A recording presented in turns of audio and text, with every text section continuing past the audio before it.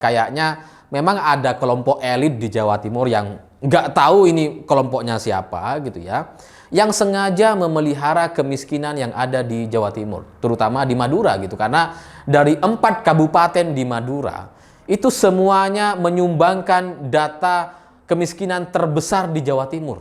Jadi mereka ini dari 4 kabupaten semuanya masuk top 7.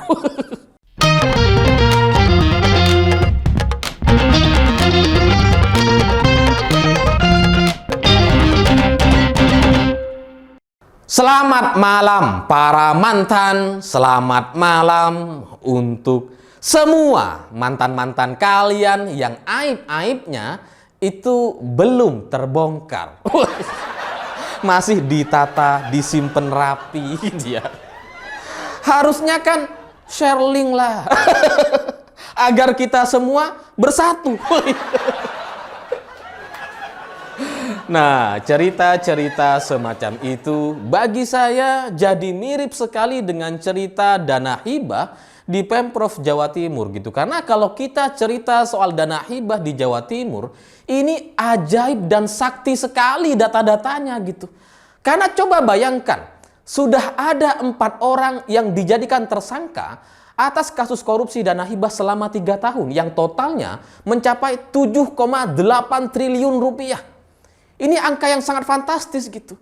Tapi beritanya kayak nggak pernah ada. Dan bahkan ketika KPK sudah menangkap 4 orang ini gitu ya, data-data terkait dana hibah belum dibuka gitu. Ini apa KPK juga ikutan nyimpen atau gimana ini? Karena disimpan, ditata rapi gitu. Harusnya kan share link lah. Biar kita bersatu membahas soal dana hibah ini gitu. Karena kalau kita cerita soal dana hibah di Jawa Timur, mungkin yang kita ingat itu hanya cerita soal dana hibah kepada Museum SBY Ani di Pacitan. Karena dulu itu sempat rame dan heboh sekali gitu. Ya iyalah, karena dana hibahnya untuk mantan presiden gitu kan. Ya karena waktu itu rame, karena kemudian Demokrat juga ikut mengomentari gitu, ikut merespon.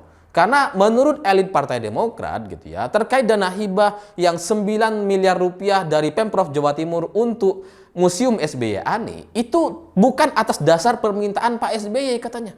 Ini bukan karena Pak SBY mengajukan atau mengirim proposal, enggak.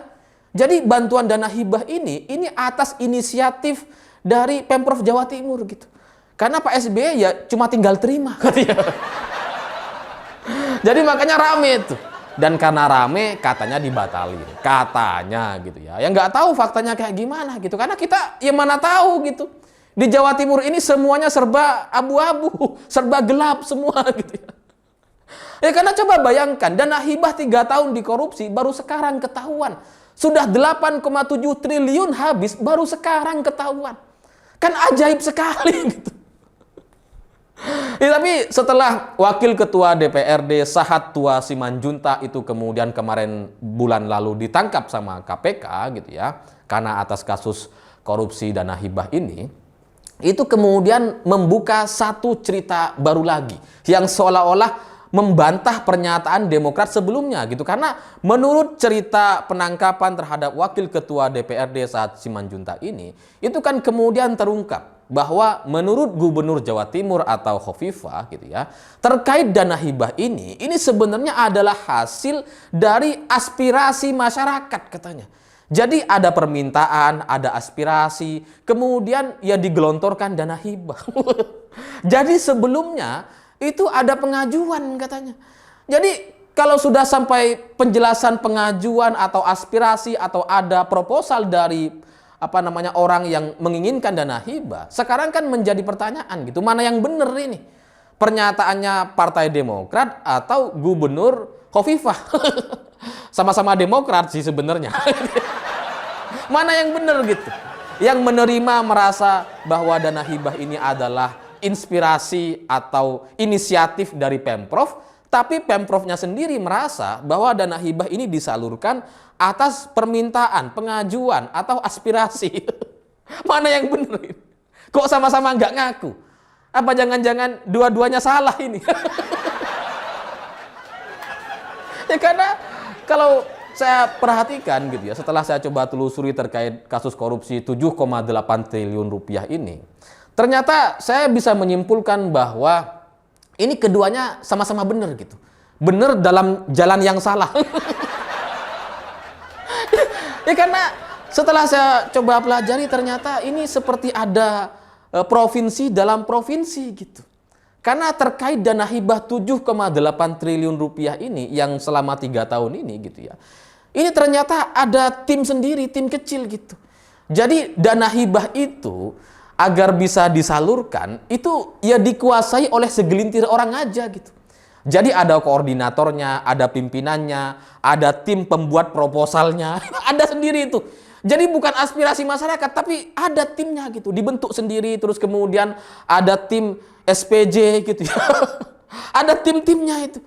Sehingga akhirnya dana hibah yang disalurkan ya hanya berkisar kepada mereka-mereka aja gitu, nggak nyebar.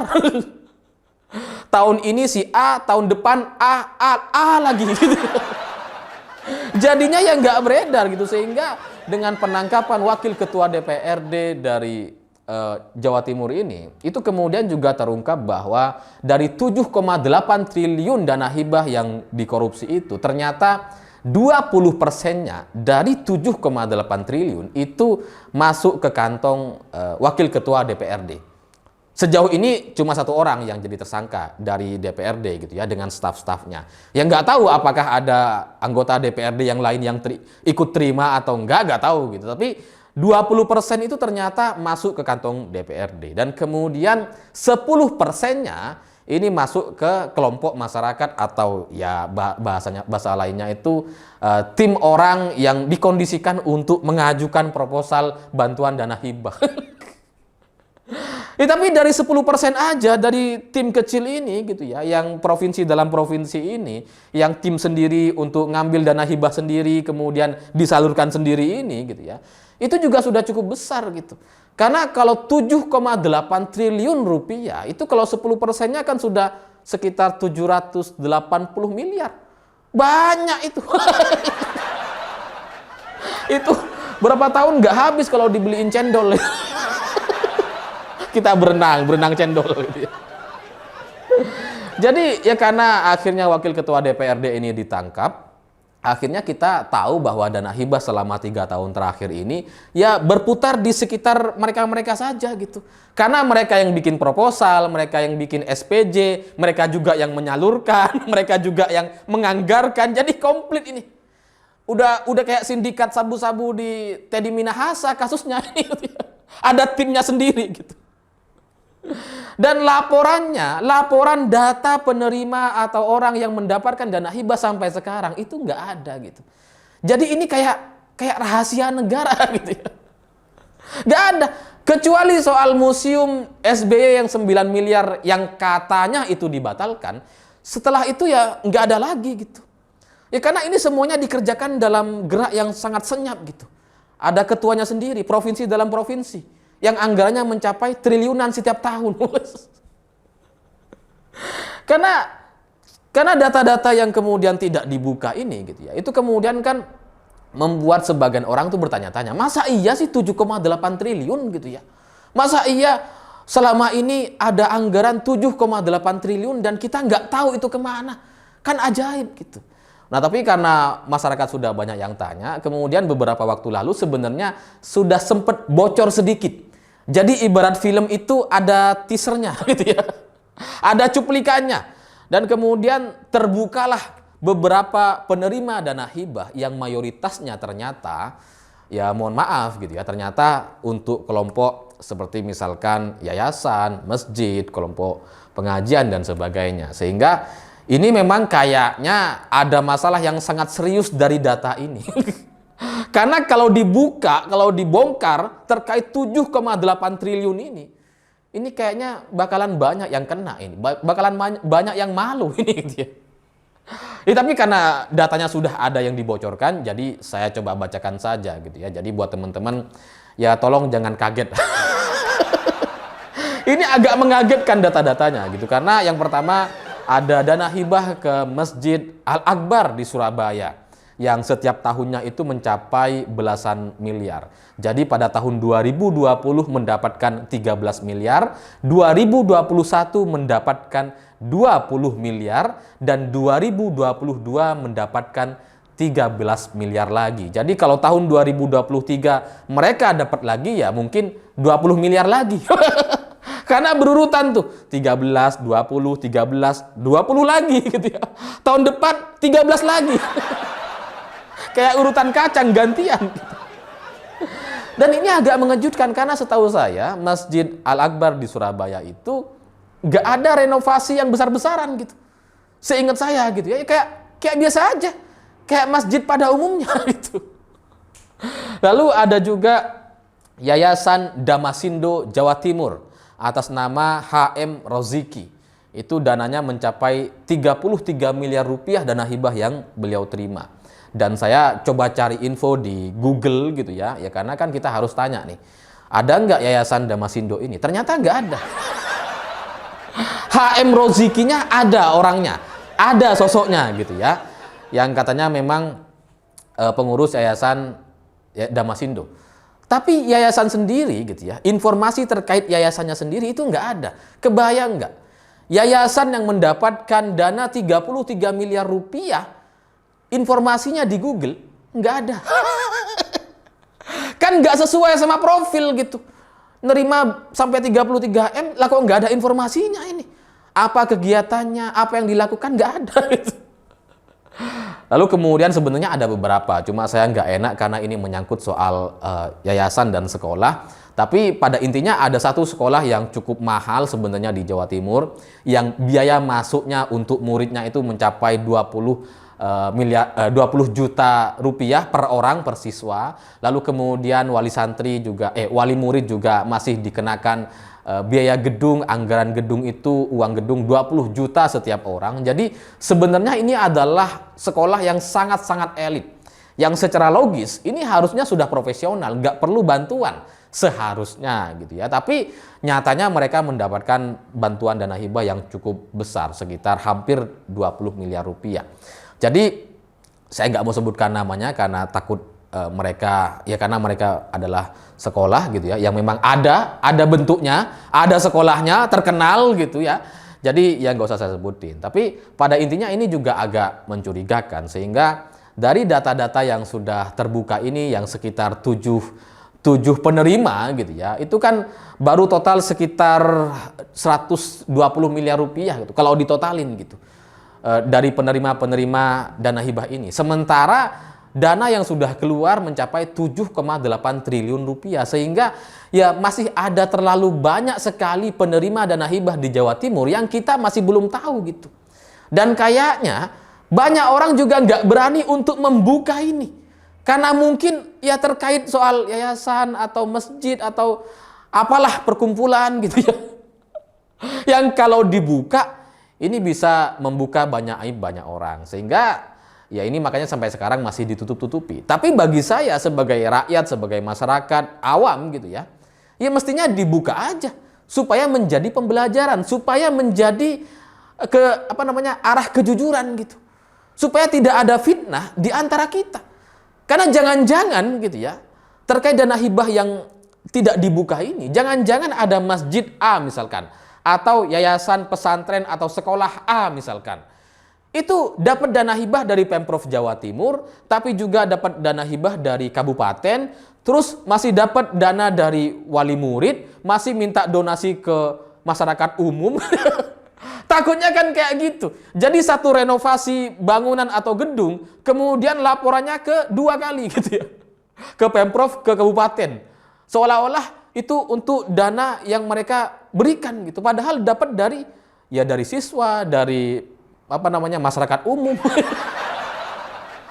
Ya karena ini harus dibuka gitu. Jangan-jangan di sekeliling kita ada banyak masjid atau yayasan atau pesantren atau sekolah yang mendapatkan dana hibah tapi masih membuka donasi kepada wali muridnya.